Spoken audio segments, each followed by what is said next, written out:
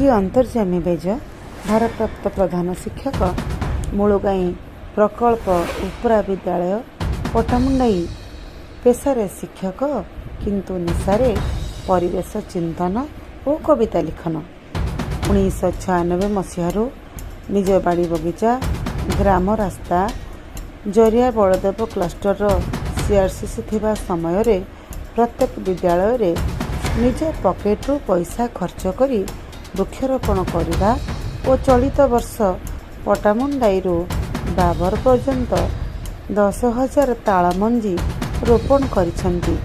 तांकर एतादृश कार्य पई राज्य सरकार तरफरु प्रकृति बंधु पुरस्कार लाभ करिसेंती। 2021 मसीह जातीय शिक्षा नीति 2020 उपर आधारित पुस्तक आम सृजनीर संपादन कार्य सफलतार सह करी डायट केन्द्रापड़ार अध्यक्ष महोदय पूर्णचंद्र ब्रह्मा द्वारा प्रियभाजन हो पारिथिले। उक्त पुस्तकटी उत्कल दिवस रे राज्य उच्च शिक्षा आंचलिक निर्देशक माननीय संग्राम साहू और युग्म निर्देशक डॉक्टर सनातन पंडा द्वारा उन्मोचित होइथिला। उक्त पुस्तक रे श्रीजुक्त बेज महोदय को डाएट केन्द्रापड़ा द्वारा अतिथि मानकर सदय उपस्थिति रे संबर्धना दिया जायथिला।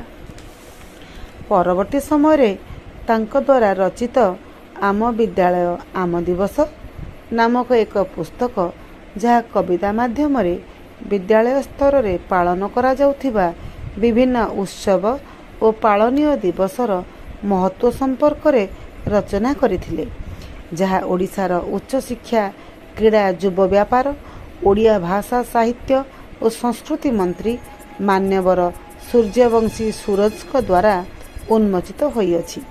गत फेब्रुआरी 2026 मसीह आम परिवेश आम दिवस आउ एक पुस्तक कविता माध्यम रे विद्यालय रे पालन करा जाउथिबा परिवेश संपर्क रे कलम चालना करी पुस्तकटी को माननीय जिलापाल श्रीजुक्त रघुराम आर आयर द्वारा जिलापाल सम्मिलनी कक्ष रे उन्मोचन करथिले। तांकर एतादृश गुणावली पई विभिन्न साहित्य अनुष्ठान और सामाजिक अनुष्ठान द्वारा संवर्धित होई आसुछंती। तांका पुस्तक द्वय उच्च पदस्थ अधिकारी को से विभिन्न कार्यक्रम रे प्रदान करी प्रशंसार पात्र होई पारिछंती।